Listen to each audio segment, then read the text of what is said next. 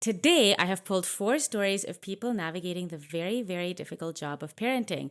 I have tried to pull stories from 4 very different stages of parenting, and I'm going to be sharing my unscripted and unfiltered takes and advice. So let me tell you, it's about to get real.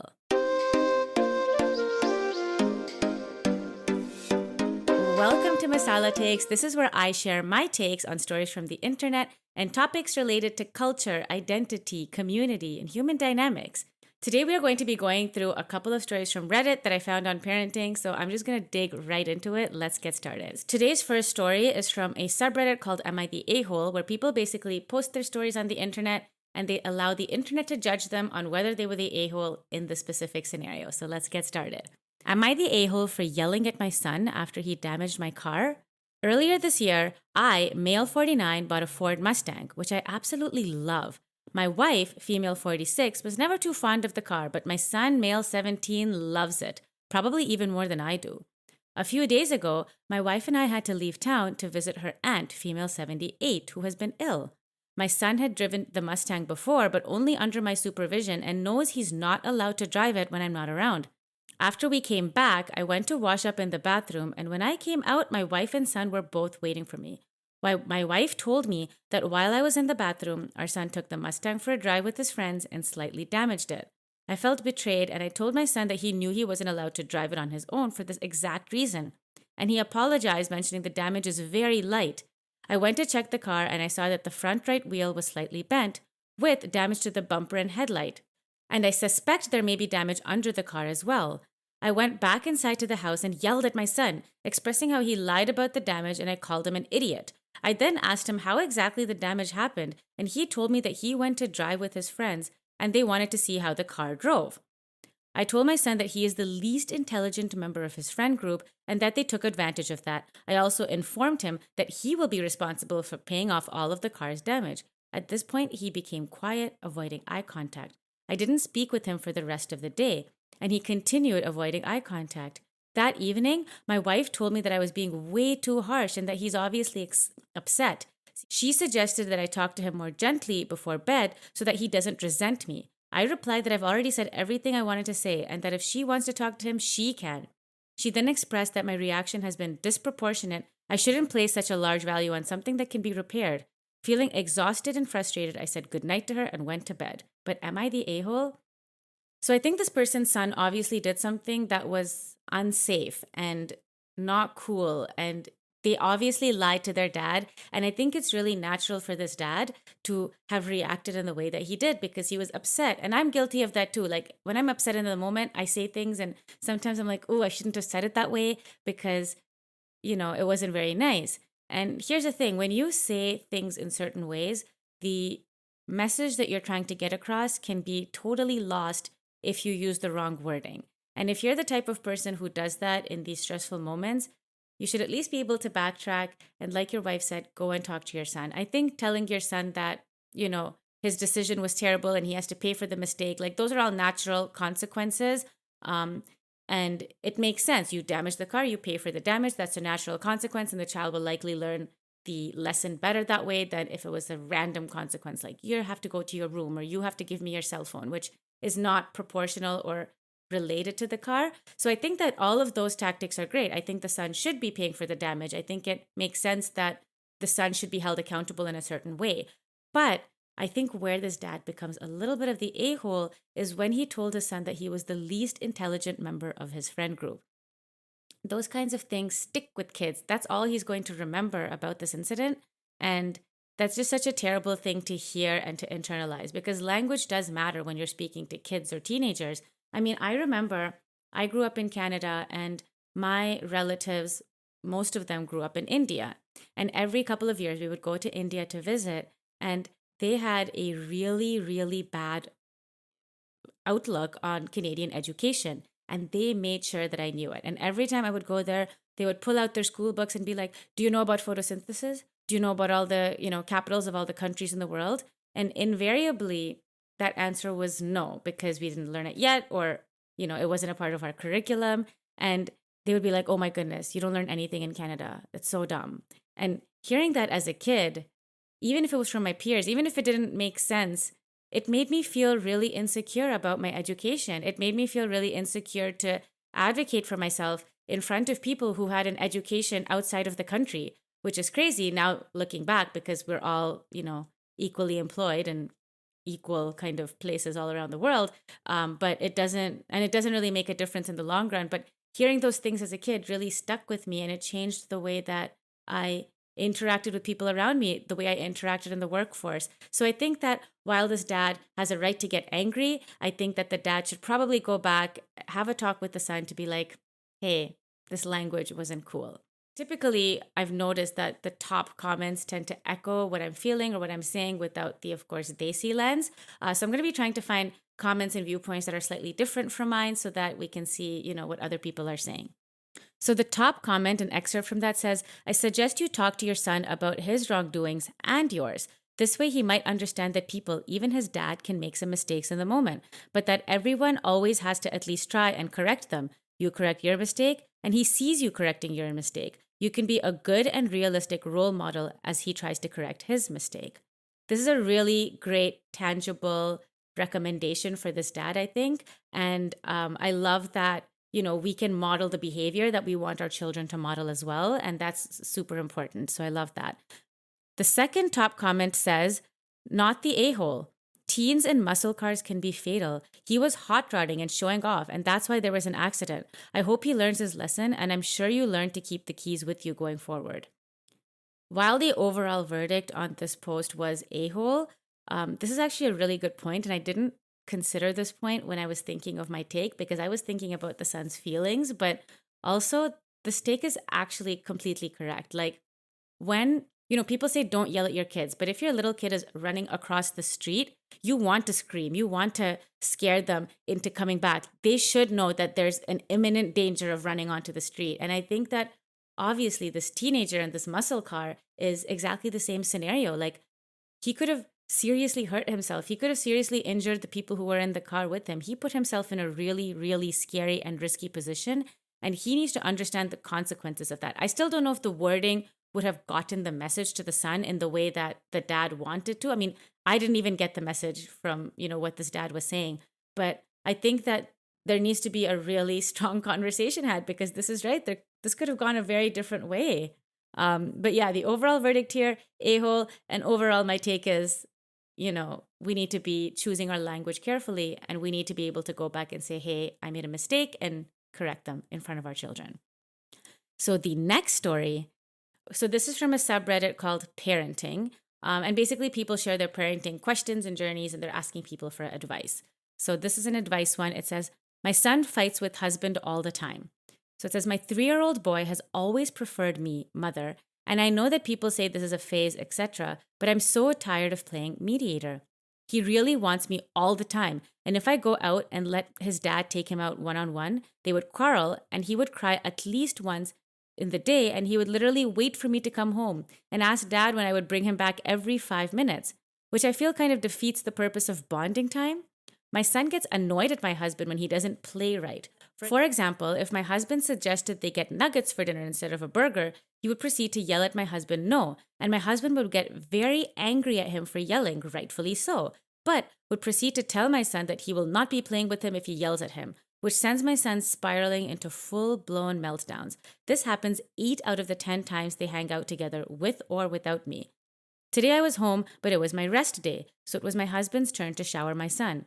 My son wanted me to do it and screamed at my husband to go away. My husband was angry and proceeded to tell my son, do you think I enjoy showering you? I would not shower you next time. I would just let you be dirty to see how that feels. He was really angry, which sent my son spiraling again. I told my husband to please stop saying such things as they are just escalating the situation and to calm down first. He retorted that he is entitled to be angry and that he's been trying not to be angry at the son for the whole day. I took my son aside and explained to him why daddy was angry, and eventually I got him to calm down and apologized to his father.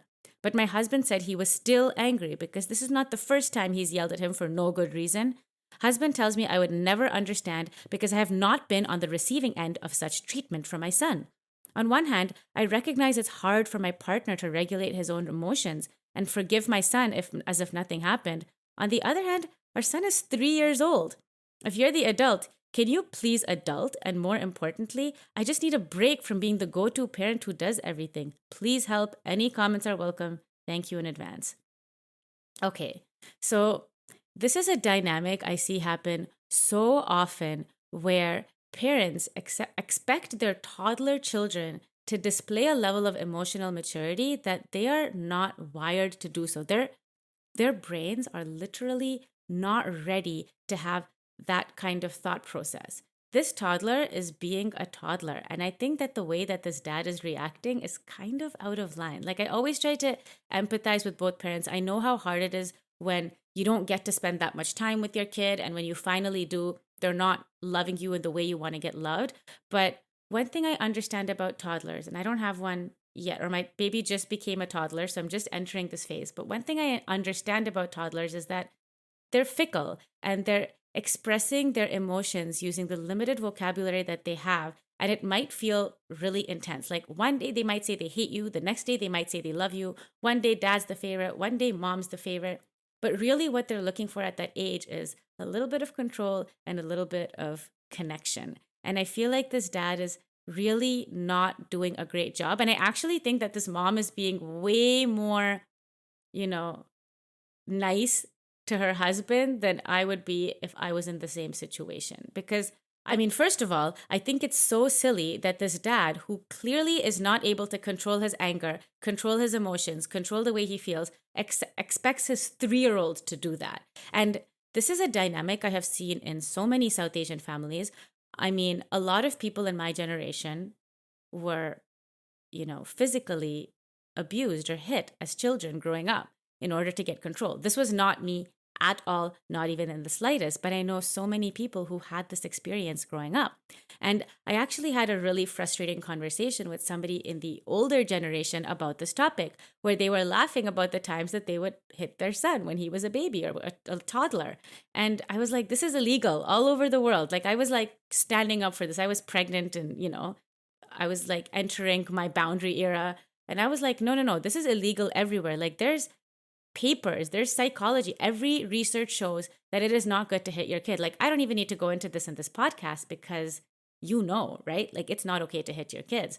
But this person was like, look, you don't have a kid yet. Just you wait. When they behave badly, you won't know what to do. I'm like, okay, so when they don't know how to emotionally regulate and they act out, I'm going to not emotionally regulate and I'm going to act out.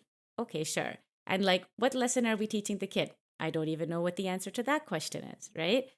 And I feel like in this scenario, I imagine it could be really frustrating raising a toddler. But I also think that it's the job of the parents to emotionally regulate, feel like that safe person. And this dad is just not doing that. Like, you don't tell a kid, I'm just taking care of you because I have to.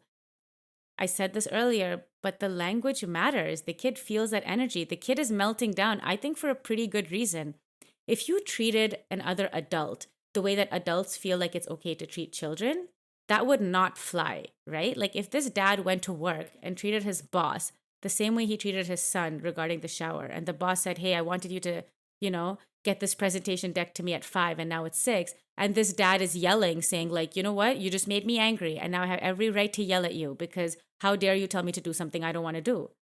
Would that fly? It really wouldn't, right? So I think we need to start treating our children with a little bit more respect. It seems like this mom is doing a great job. And I feel like the dad needs to get some help and get on board ASAP because this is just not cool behavior. The other thing I really didn't like about this is when the mom pulled the son aside to be like, here's why your daddy's mad at you, go and apologize, when the dad isn't meeting the son at that same place. Actually, it seems like the son might be more mature than the dad because even though the son wasn't exactly fully in the wrong, nobody took a moment to understand why the son behaved the way that he did. But he was still big enough to go and apologize to his dad. And it seemed like his dad wasn't ready to do the same. I think this wife has 2 toddlers on her hands. Let's go to the top comment. It's long, but I really love everything about this comment. And I think it touches on some things that I didn't touch on at all. So it says, find something that the kid really likes. Ideally, something you don't love doing, but that's less important. For us, it's playing with slime. I hate it, but my kid loves making and playing with slime. The other parent is now exclusively the one who does that activity. It's a treat and it's something they do together.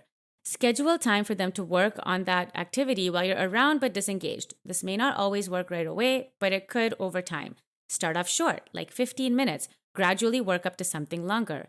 This gives them a chance to have some good interactions. If your husband is anything like my co parents, having a planned activity that is known to be pleasant makes everything a lot easier. Also, toddlers tend to like to know what's going to happen. They will follow patterns, even if those patterns result in everyone feeling bad. So the dad should check the fridge before he promises nuggets for dinner. And don't say if it's not there. Plan and communicate the plan and then stick to the plan. All the kids I've spent any time with do better when they know what to expect. The husband should not argue with the toddler. They are pigs in mud and he's not going to win. Everything is going to get worse.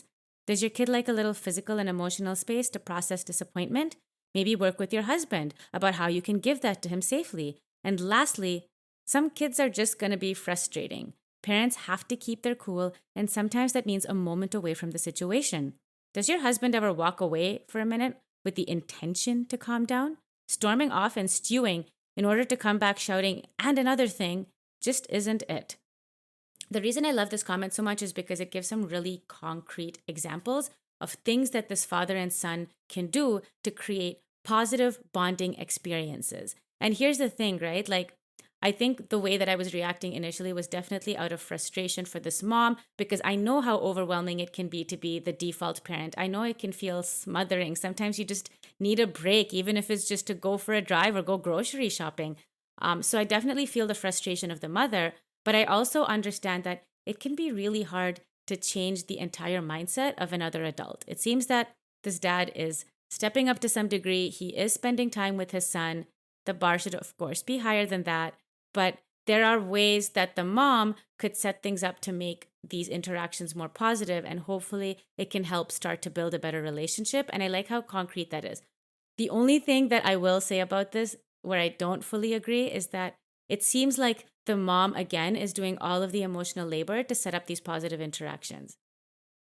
And I feel for the mom again, because I feel like when it comes to the default parent, and I am the default parent because I'm on maternity leave and I'm home all day with my baby, but when it comes to the default parent, they're doing almost all of the thinking work, like meal prepping, what to schedule, what to do, what to plan next, how to fill their days, what school they're going to, what activities they're going to do.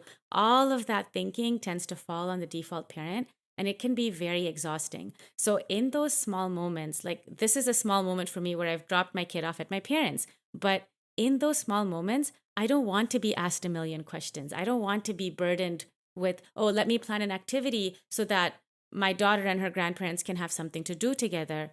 I just want to be free of that, constant thought process. And I hate that the solution puts more burden on the mom, but I totally get that in this situation, because this dad has such a hard time emotionally regulating and might not be willing to get help, that this is a great way to go about it. Now, the second top comment, and this is a comment from somebody who actually went through the same experience, which I have never gone through. So I really like hearing the perspectives of people who have been through it. It says, my youngest son, now 7, was exactly like your son when he was little. He told my husband constantly that he only loved mommy, to go away. He pushed him off of me, etc. My husband never responded negatively to it and always was just calm and kind to our son in response. When he was about 4, he started to say that he liked daddy, but he loved mommy. My husband and I joked between us that he had been given a promotion. That's so cute. Now at 7, he regularly says, I love you, daddy. He asks my husband to do things with him all the time. This is not an issue with your son. He is 3. I understand that it's frustrating for your husband, but so is being the smothered parent. My husband understood how intense it was when my son only wanted me and supported me. I think that your husband needs to talk to a professional and get an outside perspective on this, as he is the one who needs to change, not your son. Okay, the OP did share a little bit of an update here. It's not the greatest update, but hopefully it shows that there's some hope for this family. It says that dad regrets it every single time. He feels so bad about it and would say things like, I would never get upset again, but proceeds to get upset again the next day. And yes, he does feel bad genuinely. So yeah, if the dad really feels bad, like that might be a great starting point to have a conversation on where this family can go from here and what steps the dad can take to support the son more through this complex toddler phase. So that is that story. So the next story is from a subreddit called r/baby bumps. This is a subreddit that I followed quite religiously when I was pregnant and soon after I had the baby because there's just a lot of people there who are genuinely there to be supportive and provide advice on all of the scary things that happen during pregnancy. So you should definitely check that one out if this is for you. Opinions about visitors in the hospital. It says, I am pregnant with my second and having a C-section in 3 weeks. When I delivered my son, it was during COVID. So we couldn't have any visitors. It ended up being a traumatic birth, resulting in an emergency C-section where I was put under. The recovery process was painful. They had me on pain meds, and I was just a mess in the hospital. And I got chewed out by the lactation consultants multiple times for asking for formula, even when they themselves couldn't get my son to latch. The only other person I wished was there was my mom to help take care of me and give my husband a break. So I am nervous for this time around. I have never felt more vulnerable and stressed and in more pain in my life than those few days post-birth. And I'm really only comfortable with my mom and husband seeing me that way. My in-laws are supposed to watch my son while we're in the hospital. The other day, my mother-in-law said something about coming to see the baby in the hospital. Not asking, but saying how often they want to visit and bringing my son too. I didn't say anything in the moment, only that I didn't want my son visiting me in the hospital, which I've said before. The reason I didn't say anything is because I guess I just assumed they'd be staying with him the entire time. So the topic of them visiting wouldn't even be a problem. And it's not something my husband and I had discussed yet, even though he was aware of my feelings. Later, I mentioned it to my mom, and she told me it would be cruel of me to not allow them to visit, and that they're grandparents too. Births in my family have been a family affair, so she doesn't understand why I do this. I also think that she's worried and it would cause more problems than what it's worth. Since my in-laws, especially my mother-in-law, would not take the news kindly, I know that my husband would also want his parents and sisters and her fiancé to come visit too, although he would support whatever I decided on. I love my in-laws, but they stress me out. My mother-in-law and sister-in-law, especially when they get excited, tend to black out a bit and not listen to instructions or boundaries. I also don't want my baby to be passed around so soon. I honestly don't know why it would be such a big deal for them to just wait a couple of days for me to recuperate and heal and spend one-on-one time with my baby before coming home to all of them and my toddler. But nobody else agrees with me, and I do feel selfish and a bit cruel. I'd love to hear everyone else's thoughts and opinions on this. So I actually feel very strongly on this. Giving birth, especially a C-section, is a major surgery. Like, I get that there's a baby at the end of this, and that baby is going to be a part of everybody in the family, and everybody feels a little bit entitled to seeing this baby. But everyone has to recognize that this mom is about to go through one of the most major procedures that she might go through in her entire life. Like, if a male was going through a procedure like this in today's society, they would be getting all the best of the meds, time off of work, all of the support in the world. And I feel like women are expected to just go through this because everybody gives birth. But this is traumatic, this is difficult, and I think it's entirely up to the mom to decide who gets to be there. I'm talking about the mom who's giving birth, not the mother or the mother-in-law or any of these other players. That woman who is giving birth, that human who is giving birth, gets to decide who they want in the room at that time and who they want to support them after. And I think this even extends to after they bring the baby home. The baby is vulnerable, they have really low immune systems, and if that mom has decided she doesn't want the baby passed around, she doesn't want her in-laws to be there, it's up to her and her husband to set those boundaries. One thing I've realized about parenting over the past year is that it is probably the biggest exercise and boundary setting that I have ever gone through. And the stakes are so high, so I'm setting the boundaries even where I may have, let things go in the past because I'm really clear on what I feel comfortable with when it comes to my daughter. And the first place that you are going to be setting those boundaries will be in that postpartum period and right after your baby is born. It's going to set the stage. And I feel grateful that I set those boundaries at that time. I feel grateful that my husband supported me in setting the boundaries with his family at that time. Like, I wanted people to be masked the first 2 months of meeting the baby, which I know might feel a bit intense to other moms, but I think we need to not judge other moms and other parents for the decisions that they are making for their kid. We're all on this big experiment. We're all making decisions based on what we think is best for our child. And I don't regret any of the decisions that I made, but I would have regretted if people stomped on my boundaries and if something happened or if something didn't happen. So it's the mom who gets to decide. And surgery is not a spectator sport. People don't get to feel entitled to show up to be there at your most vulnerable. And let me tell you, the 24 hours after birth and even the week after birth, like I was wearing diapers, I couldn't walk properly, I had hemorrhoids. Like it's a messy, messy thing. And it's the most vulnerable I have ever felt. And I felt very grateful that in those first couple of weeks, the only people I had coming over were my parents and Arjun.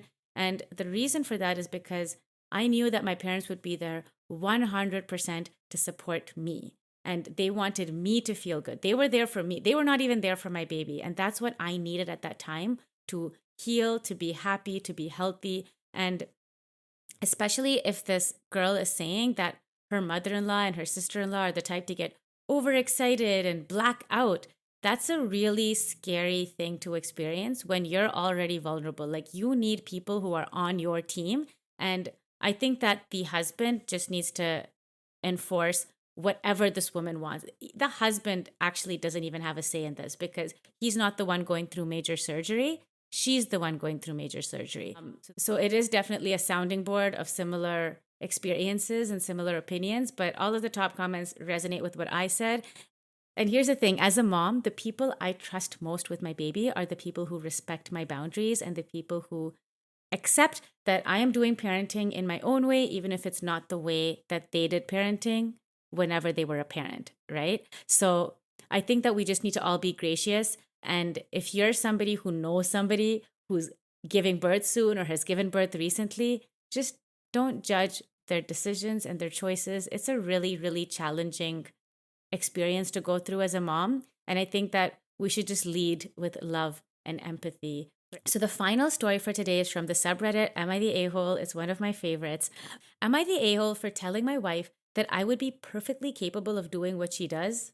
I, 30 male, have a wife, 30 female, and a daughter, 7 female. If you can hear that rumbling sound, it's my stomach rumbling. It's like almost lunchtime here. I work in finance, and my wife is a stay-at-home mom as I earn sufficient money for the both of us. My wife is a great stay-at-home mom and takes care of our house. I was lucky to buy a home as I earn well in a medium cost of living city. I love my wife, but she finds it humorous to say that I'm incapable of doing household tasks.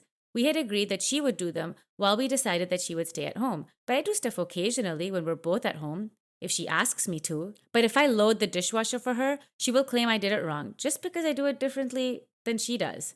The other day we were eating and she told me how her day went, and she went grocery shopping and optimized the cost by buying specific items at specific stores and accounting for the cost by traveling to each store. And she made an offhanded remark that I would never be able to do that and said it in a "what would you ever do without me" kind of way. I replied back saying that of course I could do it. I handle complex decisions and calculations at my work, and I work in finance, and I have a master's degree, and what I do involves more intellect than household operations. Even though I acknowledged and appreciate what she does, I would be capable if the roles were reversed. She got angry and seems to think I was calling her dumb when I wasn't, and she cried, and now I feel like the a-hole. She said that she was a very good student, and if she had graduated, she would be in my position as well. My wife and I met in college, and she was an international student studying physics and computer science. And she had issues with her loan from her home country and couldn't afford to complete her degree. We got married so she could stay in the country. Initially, she wanted to complete her degree later after finding the funds, but she agreed to be a stay-at-home mom when I got a good job, and I appreciated it a lot because we were able to have a kid early on while I was completing my master's and while working full-time. I don't know why this whole post kind of gives me the ick. Like, I really, really don't like that she wasn't given the freedom to complete her master's if that's something that she really wanted to do. And I feel like she's really trapped in this situation where she might love being a stay-at-home mom, but she shouldn't have to get permission from her husband if she wants to study further or do something. And I just hate that that's kind of how this was worded. The other thing I don't like as someone who's currently at home all day on maternity leave is that when dad is at work, I will 100% take over all of the household operations, right? I cook and I clean and I do whatever I need to do for the baby. But if the dad is not working, then all of the chores have to be split 50-50. Like, that's the only way that this makes any sense because Because if the dad has the luxury of downtime on evenings and on weekends, well, the mom should have the luxury of the same amount of downtime. And the work is not done in a family until the work is done. So I also didn't get the best feeling when this dad said, "Oh, yeah, my wife is a stay at home mom, so she does everything. And I do work only when I'm asked." Well, when you're a stay at home mom and you're the default parent and you're taking on all of the household operations, as he calls it, then even to ask somebody becomes an other chore that somebody has to do. And let me tell you, as somebody who's been at home now for over a year, and as somebody who's had a rich and full career before that in financial services, being at home is probably one of the most challenging and thankless jobs that I have experienced. Like at work, there's a reward structure, right? You get paid, that's rewards. Maybe there's an awards structure within your workplace where if you do a good job, somebody says, "Good job, great presentation, good deck," whatever it is. And people are constantly validating you for the work that you're doing. And if you have a team, that validation becomes even stronger because now you're a boss and you get the validation of being, responsible for somebody else's career and somebody else's work and somebody else's output. At home, there is zero validation structure. There is zero structure where somebody's complimenting me on the things that I'm doing every day. And the things that I'm doing on a day-to-day basis is mind-numbing. When I was in the workplace, like every day was a new day and I had these great projects and I felt like my brain was being intellectually stimulated. And my breaks, they were just about me. I would go for coffee or I would go for lunch or I would meet people after work at a restaurant. I felt like I had full autonomy over my life and my brain was engaged and active and it made me happy. And I love being at home. Like, believe me, I've taken the maximum possible maternity leave that I could possibly take so I could spend more time at home with my daughter. But every day sometimes feels like the same day. And obviously my daughter is growing so fast and things are changing. But sometimes when you're on the, 10th hour of her being awake and you've played with all the toys and you've taken 2 walks and she's gone to her grandparents' house and you've done everything that you can do, it just feels so monotonous. Cooking every day is so monotonous. This wife is obviously doing a killer job of like making mundane top tasks like grocery shopping really exciting for her. She's obviously a very intelligent person. And I feel like the least this husband could do could be to support his wife, to give her validation, to make her feel like what she's doing is valued. And I honestly don't think that this husband could do as good of a job as this wife is doing right now.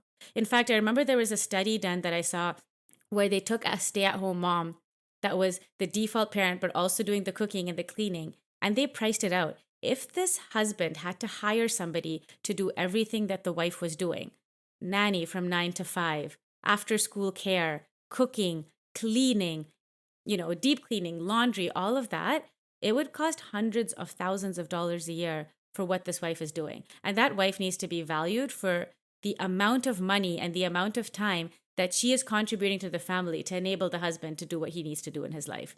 So the original poster, I'm going to be calling him OP from here on out, commented a lot on this post. And I think that my initial gut reaction of feeling icky was on point, because here are some of the comments that this original poster made.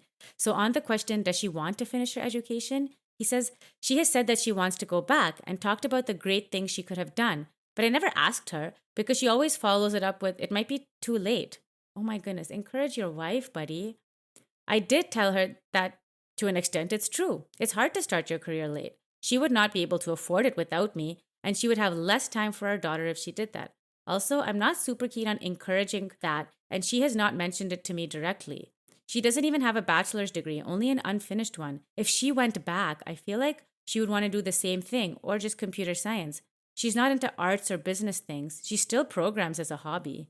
Initially, the plan was for her to actually start working when she was legally allowed to do so after our marriage, and then get another loan and complete her degree. But once I got a good job, I asked her about being a stay-at-home mom and having a child, and she agreed. This seems like the least supportive guy in the whole world. On paying for his wife's education, he says, she was an academic snob back then, so she would want to go back to her Ivy. She knows our finances, and it would be theoretically possible, but it would put a dent in it. She would very likely want to finish her Ivy degree. She has only 3 semesters left to graduate. I was thinking of talking to her about a second kid. She was previously at an Ivy, and tuition is expensive, even more so than when we went. So I don't think we could afford that by working herself. I could only afford it because my parents helped me. Okay, so this guy is where he is today because of the support of everyone around him, and he can't grant the same support to his wife? Oh gosh, I feel like he's just trapping her more with another kid. This is really terrible. The top comment, it has an interesting point here about ego. It says, it's clear you're proud of your intellectual capabilities and the complex tasks you tackle at work. It is a part of your identity and your ego. Your wife has none of that, even though that's what she wanted. What little source of pride she has, which is her household task, her spouse diminishes and minimizes. How would you feel if you were in her shoes? I think this guy just likes to be in control, and I hate that. That top comment had 50,000 upvotes, so this is a very popular post. The second top comment has 16,000 upvotes. The second top comment has 16,000 upvotes. It says that several people have suggested that you take up her job since you believe you can do it and allow her to return to her education. You have declined. That means you literally can't do her job. You lied. Why would you decline to do this? I'll tell you, because it has a massive personal cost and sacrifice to give up what you want to do so someone else can have what they want. That's what your wife did for you, and you aren't capable of that, or you would do it. Forget the groceries. You're literally refusing to do her job because the cost is too high for you to pay. It wasn't too high for her to pay, and it's not too high for her to keep paying. I suggest that you do something to allow her to be more fulfilled. At a minimum, cut back on your work hours so she can return to her education part-time. Take up more at home, whatever it takes. Either way, it's the bare minimum you owe her. There is something this commenter mentioned that really resonated with me, in that when you are a stay-at-home mom, you're giving up something to be a stay-at-home mom. And that's an additional cost of staying at home that people don't really think about. That was today's episode on parenting. I think we talked about all stages of parenting, from pregnancy and pre-birth to teenagers. Let me know what you think about this format. Let me know what stories you want me to share next. And if you have your own personal stories, if you're looking for advice or judgment, share them with me on any of my channels at masalatakes.